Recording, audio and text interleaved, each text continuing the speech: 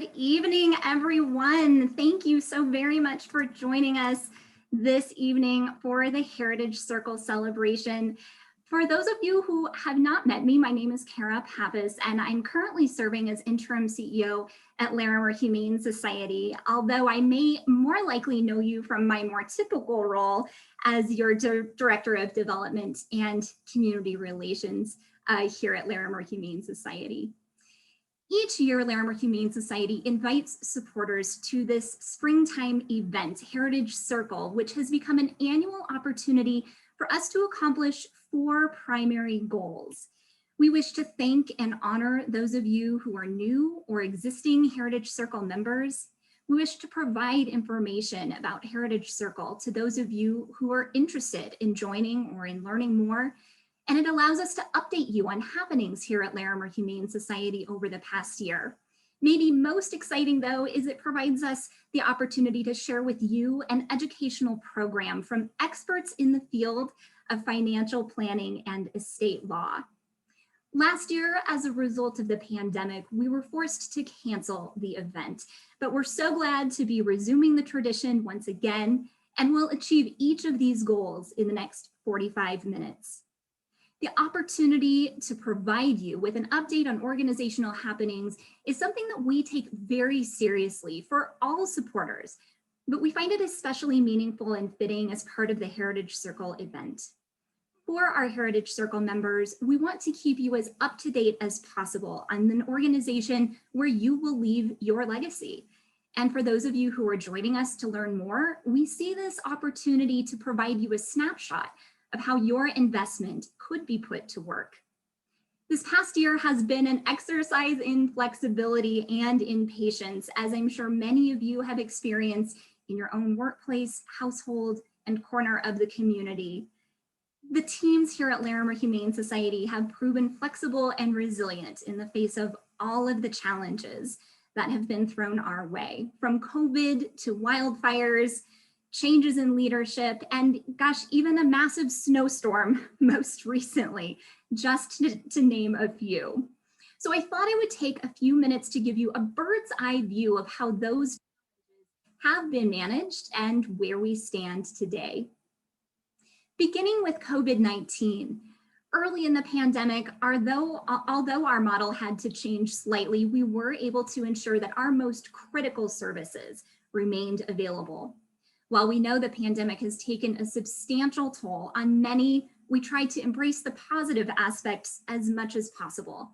That included more people being at home, so fewer animals actually getting loose and fewer animals having to be surrendered. The organization thanks the support of so many of you that we were able to adopt out 48% more animals over this past summer than in the prior timeframe. And we transferred in 80% more animals than the prior time frame from communities around the state and around the region who really struggle with issues like overpopulation. With those partnerships in place, we were able to ensure a far more certain future for those animals. Then smoke filled the skies. Over an 11-week time frame, 739 animals came through our doors, some of those multiple times because of evacuations caused by the Cameron Peak, Bluestone, and East Troublesome fires. Fortunately, a community of supporters worldwide stepped up to contribute more than $100,000 to manage those unexpected expenses. We hope that you all remained safe and well through these incidents. Our hearts have truly been attuned to the community where we serve. At the end of 2020, Judy Calhoun, our CEO for more than 12 years, shared that she would be leaving the organization. I know many of you were so fortunate to get to know Judy over the years. The good news is that Judy is still in the community and still in the local nonprofit community, so continues to share her talents across Northern Colorado. And Judy might even be on here with us tonight because she is one of our original Heritage Circle members. So Judy, if you're out there watching, a warm and happy hello from all of us here. Our board of directors has launched a search and is working together with a national search firm to identify a permanent CEO. While the search is still underway, the board is hopeful to begin interviews in the coming weeks, and we'll be sure to keep you all updated as that process unfolds. These challenges, especially when combined, have the potential to seriously disrupt any organization's productivity. But I'm grateful to confidently report that Larimer Humane Society is thriving, and I would be remiss if I didn't attribute that in part to the Heritage Circle program. Back in 2012, we launched the Heritage Circle program to provide our most passionate supporters with the opportunity to leave a legacy for animals in our community. Since that time, to become a Heritage Circle member, all one needs to do is inform us of their intent to leave a legacy. Whether it's through a trust, a bequest, retirement account, insurance plan, or any number of other future gift options, one only has to let us know that they are welcomed into the program. Now, your first instinct might be to ask, what does it matter? Why does Larimer Humane Society even need to know about my plans? Well, the simplest answer is that in planning for your future, you help us plan our own. While we might not know the specifics of a planned gift, we know that we can count on them as an important resource for years to come. For instance, in 2011, the year prior to the launch of the Heritage Circle program, we received a total of $5,000 in planned gifts. Last year, we received $464,000 in planned gifts. That's 1/4 of all our philanthropically sourced revenue. And I mentioned that the Heritage Circle program has played an important role in our current success. So think just for a moment how much more difficult it would have been to overcome the challenges of 2020 without those resources. Beyond that, when you notify us of your intention to make a future gift, it gives us the opportunity to both recognize and celebrate your commitment during your lifetime. It gives you the opportunity to ask questions about how we plan to utilize your gift, and even offers the option for you to direct your future gift toward a particular program if you so choose. Simply put, notifying us and becoming a member of Heritage Circle opens doors to conversations that can ultimately make your legacy gift more impactful. We recognize that not everyone is comfortable sharing their intention through a listing in our annual report or being named during the Heritage Circle program, and we respect those wishes for anyone who chooses to keep their intentions private. For those who are comfortable with the recognition, this helps to inform and to attract other donors to the program, further bolstering the future we're able to create for animals to come. The last benefit I want to discuss with you is the pet guardianship benefit. This is reserved exclusively for our Heritage Circle members and is available for members' pets, whether or not they were adopted from our shelter. Under this program, Larimer Humane Society pledges to provide temporary foster care, followed by permanent placement for up to 3 companion animals you may have at the time of your passing. By simply completing pet profiles, and we'll ensure that your pets are cared for in the way that you've intended. Of course, I'm happy to be a resource for you in answering any questions you might have regarding Heritage Circle and planned giving here at Larimer Humane Society. We do have plenty of time for questions later this evening, but now I want to hand things off to the professionals. With us this evening, we're so fortunate to have Amy Rosenberg and Jackie Zipser of Rosenberg and Zipser PLLC. Amy and Jackie are estate planning attorneys out of Fort Collins and are here to talk with us tonight about the uncertain future of the estate tax exemption. So Amy and Jackie, are you there? We are. We are here. All right, handing it off to you. Thank you. You may see my cat Jeffrey in the background from time to time. I'm working from my office at home, and he's very much an attention seeker. So if you see a black and silver tabby, it's not additional advertising. It's just the way we roll at the Rosenberg house. I'm going to start things off. First of all, thank you for letting us be here. to address the members of the giving circle. And I'm going to start with an explanation about what the federal estate tax is, because it figures into so much of what we do as estate planning attorneys, because we have a lot of clients with estates that are big enough that our clients want to eliminate or minimize estate taxes. And one of the ways we do that is through charitable giving. But first of all, the estate tax is a tax that's imposed on the value of someone's estate when he or she dies. And it includes all your property. And property, as we learn in first year law school property class, property is anything you can own. And for IRS purposes, it doesn't matter where it's located. If you own it, it's part of what the IRS looks at in terms of figuring out what estate taxes are. It also includes certain things that you may not own, but that you can control. This gets a little interesting, and it typically involves things like whether you can control who gets trust assets. For instance, if a parent or a grandparent has set up a trust for you, and you get to say what happens to the trust if you haven't used it up during your lifetime. That may be something that the IRS pulls into the value of your estate when you die, if you have sufficient control over that trust. And for IRS purposes, it doesn't matter whether your assets pass by a will, a trust, joint tenancy, which is really common in terms of family residences. It doesn't matter if an asset passes by a beneficiary designation, like a life insurance policy or a retirement plan. If you can control it, if you own it, the IRS says, we look at it in terms of its value in determining whether you have an estate subject to estate taxes.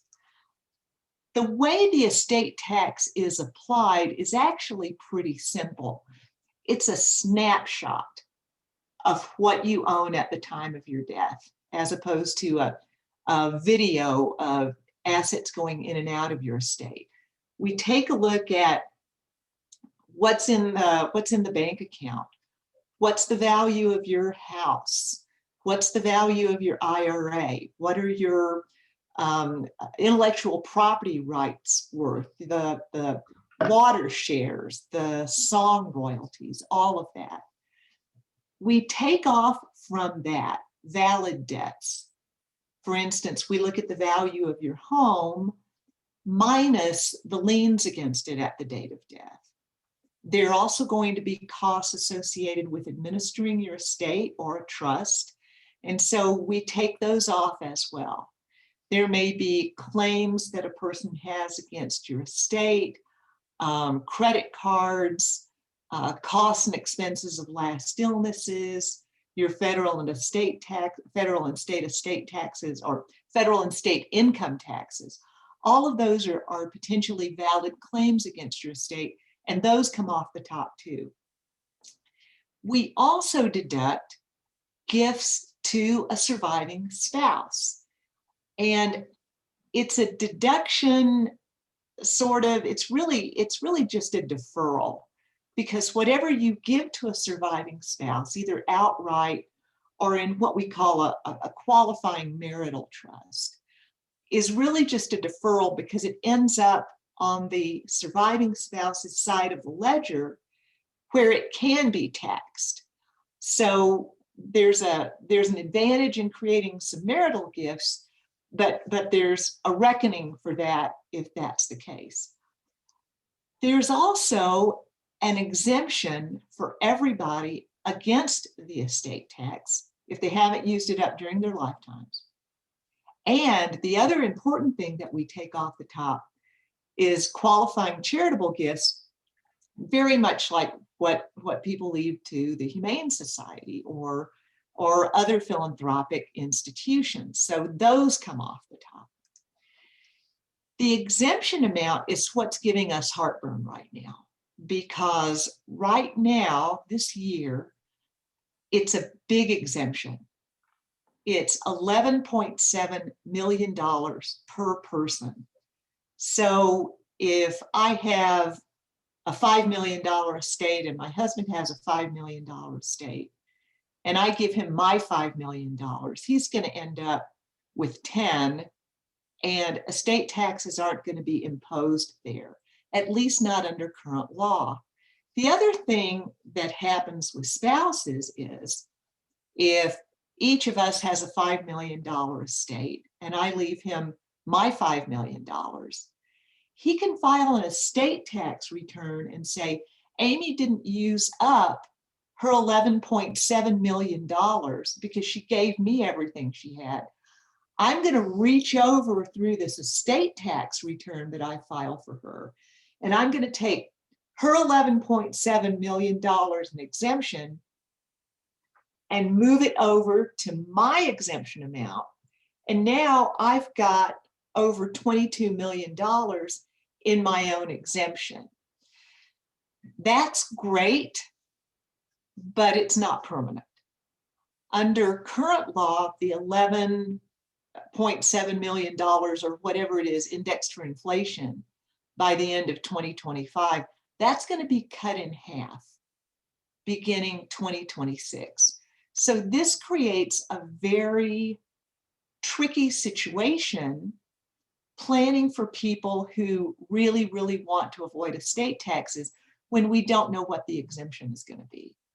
Right now, there's a lot of conversation, there's a lot of buzz about reducing the exemption amount, even before January 2026. I'm just watching my time here. From like $3 to $5 million per person, that's going to give a lot of people concerns about exemptions and charitable deductions and other ways to offload some wealth in a way that their estate taxes are minimized and reduced. Right now, after all of the deductions and the deferrals and so forth have been made, whatever is taxable after we've applied your exemption and all of the rest, whatever's taxable is taxed at a rate of 40%, and that's pretty high. There are a couple of things to think about as you're planning for estate taxes. Colorado has no separate estate tax. In Colorado, your estate is subject to the federal estate tax, which is uniform across all 50 states. There are states that have their own estate taxes, and I've listed these in a slide I hope you're looking at right now. Washington, Oregon, Minnesota, Illinois, New York, Vermont, Maine, Massachusetts, Connecticut, Rhode Island, District of Columbia. Some states also have their own inheritance tax. And inheritance tax is different. It's imposed on the beneficiary based on what he or she receives, not on the snapshot value of the decedent's estate.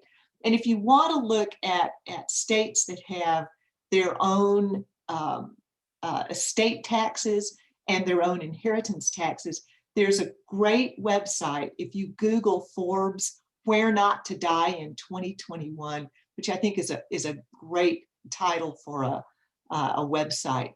If you go to that, you can see which states have their own estate taxes and which have inheritance taxes.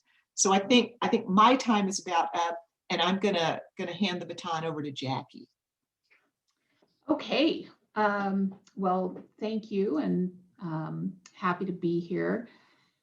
So as Amy said, lots of chatter about what comes next. It feels like, once again, we're planning in Jello, and I feel like that's been a recurring theme throughout my entire career in estate planning. I've been doing this for about 30 years. When I started in practice, the estate tax exemption was $600,000 per person. And now it's 11.7. So that's quite a change in those years. But, you know, we have this pending end date on these very generous exemptions that Amy has talked about. And that's set to happen in 2026, but there is definitely chatter. What might the Biden administration and this Congress do before then?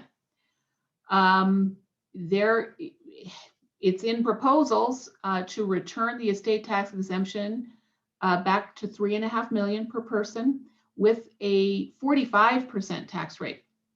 And also to reduce the gift tax exemption, which right now is in lockstep with the estate tax exemption, to reduce the gift tax exemption back to $1 million. There are also proposals being floated to do away with what's called the step up in cost basis. Right now, when you die owning assets, those assets get a new cost basis to what their fair market value is on the date of your death. So if you bought Apple way back when for pennies, and now it's worth hundreds of thousands of dollars, you might have been reluctant to sell that stock because you were going to incur a massive capital gains tax. So sometimes people just say, hey, I'm going to hang on to my highly appreciated assets. I won't benefit from that, but those assets will get a new cost basis at my death, and then my heirs, my beneficiaries, will be able to sell those assets and not recognize that capital gain. So the step up in cost basis rules are a potential target of some of these tax proposals. However, the House and Senate are so closely divided that most of the crystal ball viewers that I'm reading think that passage of any really big changes are unlikely. And so that leaves us with the one thing that we're pretty sure is going to happen, which is the reduction in 2026. Okay, so next slide. I'm not sure who's driving. There we go. So what to do? Well, for married taxpayers whose combined net worth is unlikely to exceed $7 million, and you live in Colorado or a state without its own tax, you probably don't need to do a lot of tax planning. But that doesn't mean you don't need to do estate planning. So definitely keep those two things in mind. You know, an estate plan is having a will, making choices about who's going to manage your estate, making choices about who's going to inherit your assets, rather than leaving that to the Colorado legislature's best guess about what you would have wanted based on your family structure. So it's better to go ahead and take that wheel in your own hands and make your own decisions. And also make your own choices about who's going to make healthcare decisions for you if you can't do that yourself. Make your own decisions about who's going to be your financial agent if you can't manage assets. So still do estate planning, but you might not need to worry about estate tax planning. For those with, again, married with a combined net worth of about 7 to 15 million, well, if your life expectancy indicates that you or your spouse are going to survive to 2026 or beyond, then you might want to start thinking about moving some assets out of your estate now so that they won't be subject to that 40% tax upon your death. So annual exclusion gifting can be incredibly powerful. Every year, each of us has the ability to give away $15,000 to any individual we want. You don't have to file a gift tax return. You can do it to as many different people as you want. If you have 27 grandchildren, you can give 27 gifts of $15,000 apiece. In addition, you can pay anybody's education or medical expenses directly to the provider of those services, and it doesn't count against your $15,000 annual exclusion gift, and it doesn't count against your lifetime gift tax exclusion amount. Again, you just have to pay the provider directly. So if your child's college tuition it comes due and you pay CU or CSU directly, it's not treated as a gift. The tax planning that most people in this asset range are using is something called a disclaimer funded credit shelter trust plan. And it basically is a plan that's very flexible, and it allows the survivor of a couple to take a look at the tax landscape when the first spouse dies and make a choice about how assets should be allocated and how much of the deceased spouse's exemption to use now and how much to take for the surviving spouse under portability, as Amy described. So it's a wait and see type estate plan. The next category, people with a net worth in the 15 to 20 million range. There's kind of it's kind of a difficult area right now. You know, if you're right around 2 times the current exemption, what do you do? All those same things that I just talked about apply. The annual exclusion gifting, the medical and educational expense gifts. But also for people in this range, they might want to create entities like LLCs or partnerships, transfer assets to those entities, perhaps interests in real estate, not your personal residence, but if you have investment real estate or a closely held business. And you might want to put that into an LLC or a partnership, and then you might want to give interest in that entity to your kids. And the reason you would do that is that you can take a discount on the value of what's in that LLC or that partnership. Because if I have $1 million piece of property and I want to give fractional interest to my kids, it's fairly straightforward. We know what that gift is worth. But if I put my $1 million piece of property into an LLC and then I give an interest in the LLC to my kid, that's not as straightforward. My kid doesn't own the property or a piece of the property. Now my kid just owns a membership interest in an LLC. So in essence, I can give more away at a reduced gift tax value by using discounting and using entities. Instead of using a disclaimer funded credit shelter trust plan, we're going to go back in the time machine. We're going to go back to what is called the AB trust plan. And that's what I used to do when I first started in practice, and we had this itty bitty estate tax exemption. And it's a plan that says, yeah, let's maximize the use of the first spouse's estate tax exemption by going ahead and sheltering assets in a trust so that those assets and all appreciation on those assets will escape estate taxation. And then we'll give whatever's left over, we'll give to the spouse. And then we start the alphabet soup. There are plenty of additional tax planning vehicles that can be used, and they're not always appropriate in every situation. And you know, so it's definitely an individual decision, but irrevocable life insurance trusts can be a great way to protect against dilution of your assets by having to pay a substantial estate tax. A grant or retained annuity trust, I won't get into the details of that, but that's, again, a way to shift assets to your kids at a reduced transfer tax cost. A charitable lead annuity trust is a great estate planning and estate tax reduction tool for people who are charitably inclined. And you all are, or you wouldn't be on this call. It is a way to give money to one or more charities or to your own donor advised fund, and also transfer property to your kids or other non-charitable beneficiaries. So Jackie Onassis famously used this type of trust in her planning.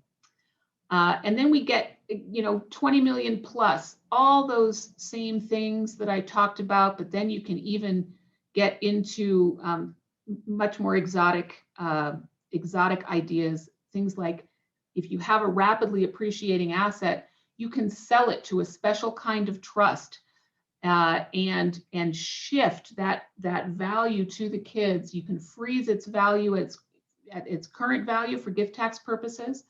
And that's called the sale of an asset to an intentionally defective grantor trust. And then finally, and I've only encountered this once recently, with a family that really had so much wealth that they could actually give away the full 23.4 million available to husband and wife. They could give that away now and not miss it. It wouldn't affect their lifestyle. So that's, you know, that's an easy one, but most of us are not in that situation. Okay, next. Yeah, so the other thing to think about when you're thinking about estate planning is how much complexity do I want to add to my life in order to reduce estate taxes? All of that alphabet soup that I just showed you, it costs money to set them up. It costs money to kind of continue through that plan and you know, have additional tax returns and reporting. It definitely adds complexity. So some people, you know, I think their viewpoint is, look, I'm going to give the exempt amount to my family, and if I owe it tax on the rest, so be it. It's not going to keep me up at night.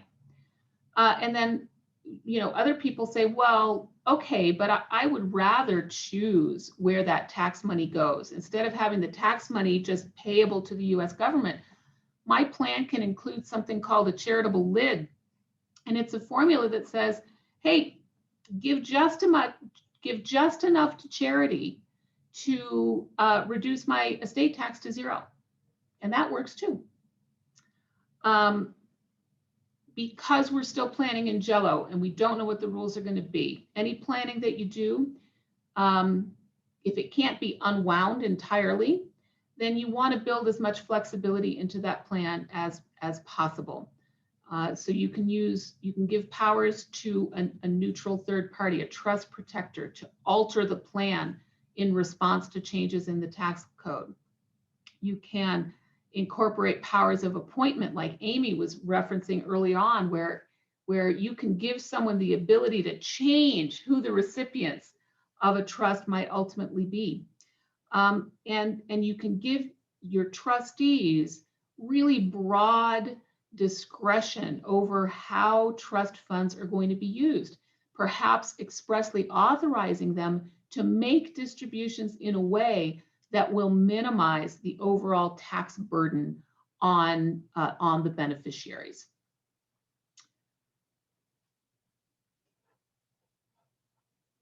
And then I hope I'm not badly over time. Just final thoughts.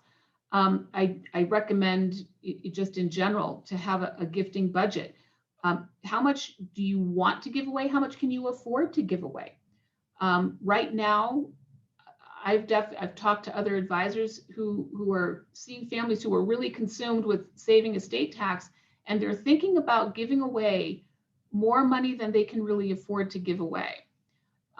So, you know, really think about how much you want to crimp your own style to benefit your children or your grandchildren.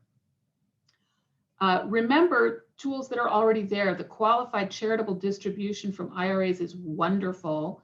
If you are 72 or older and you have substantial retirement accounts and you're required to take a big annual distribution, you have the ability to shift up to $100,000 of that to charities and have that money go straight from the IRA to the charities, and not, you don't recognize that $100,000 worth of income. The low interest rate environment we have right now makes the charitable lead annuity trust that I mentioned earlier particularly attractive. It's a technique that works better in a low rate environment. And then donor advised funds are wonderful, flexible ways to manage your own philanthropic interests, and then also potentially to involve your kids and your grandkids in that, because you can establish a pot of money in this donor advised fund through, for example, the community foundation or through a larger national entity like Fidelity Charitable. And then you can name your kids and your grandkids as the successor advisors to that fund, who will have the ability to make recommendations on how that money should be granted out. And you can build in guidance that, yes, you know, the Larimer Humane Society is a favored beneficiary, and so you want gifts to continue on to that organization in the future. Okay, that is all I had, and now I think we were going to take questions.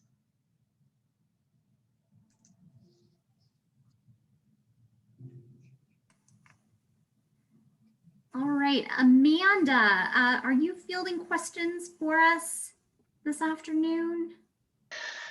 I am fielding questions, and I've got hopefully an easy one to kick it off.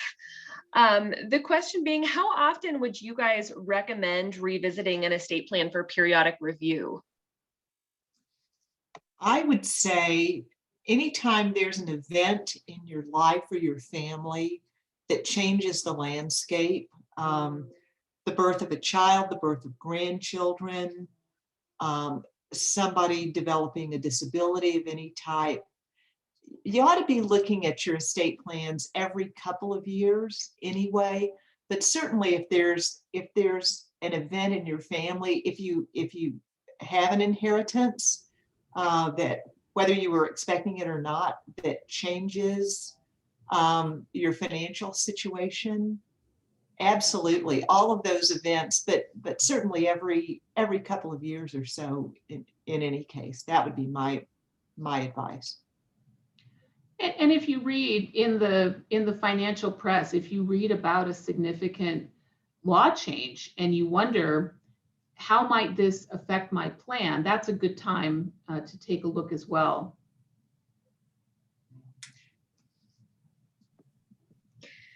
Great.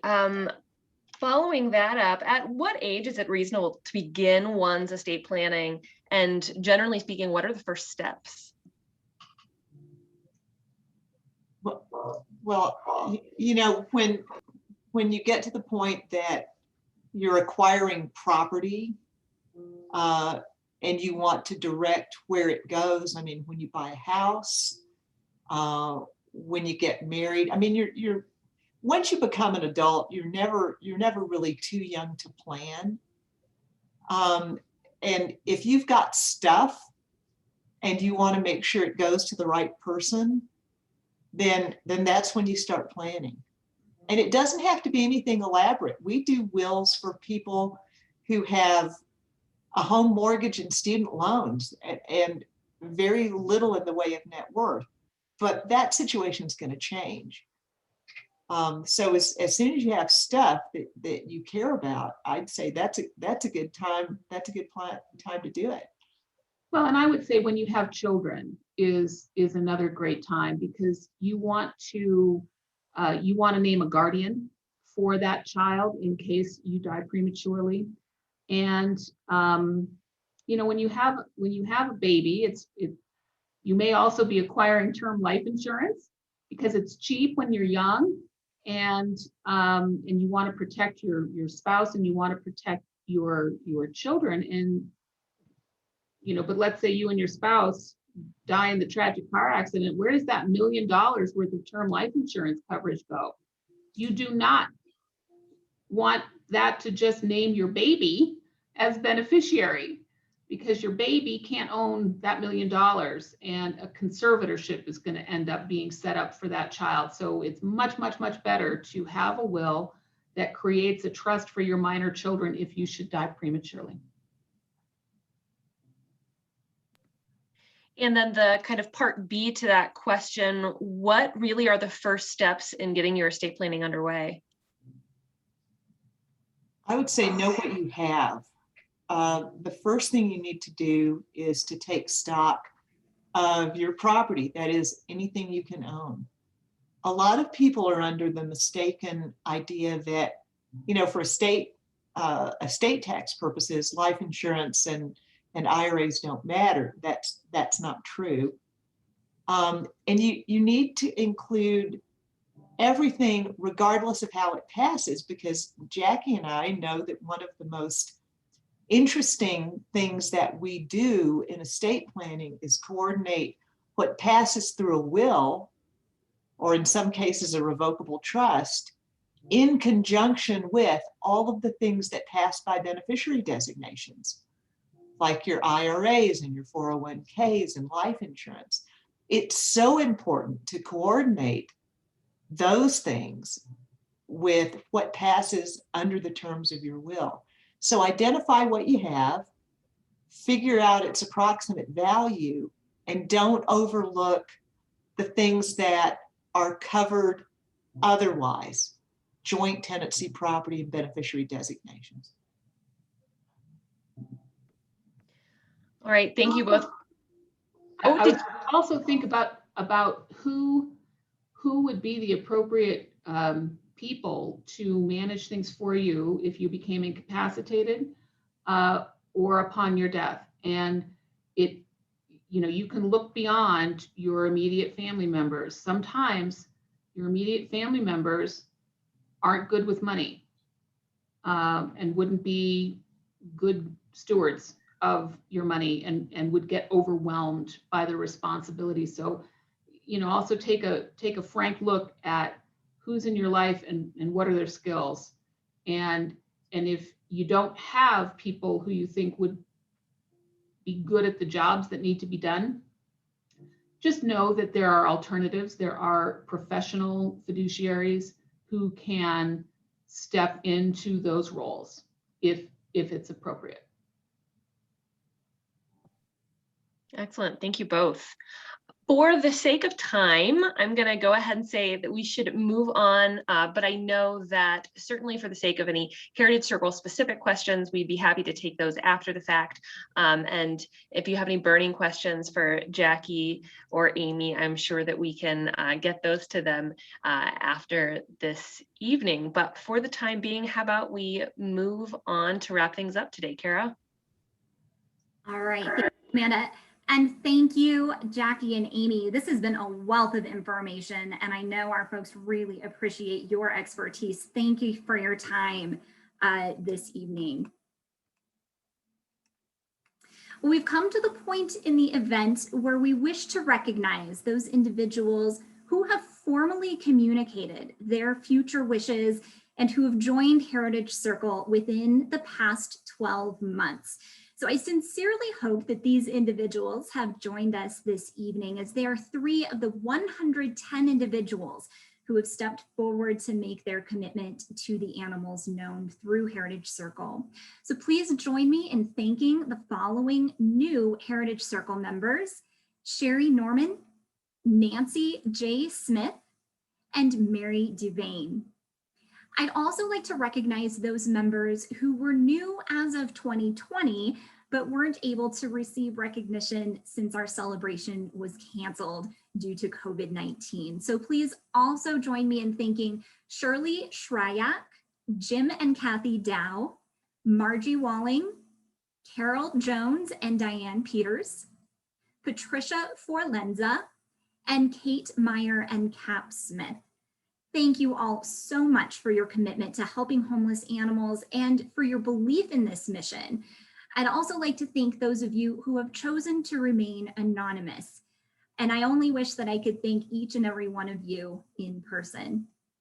If you haven't already communicated your planned gift to us, thank you for giving us your time and your consideration today. If you have any further questions, please don't hesitate to reach out. And if you're interested in formalizing your commitment, or if you need to change any information you may have previously supplied to us, we'll be sending out a follow-up email that will include a Heritage Circle notification form, as well as forms for the pet guardianship program. Thank you all for joining us. Thanks again to Amy and to Jackie for their time and their wisdom, and I hope you all have a wonderful evening.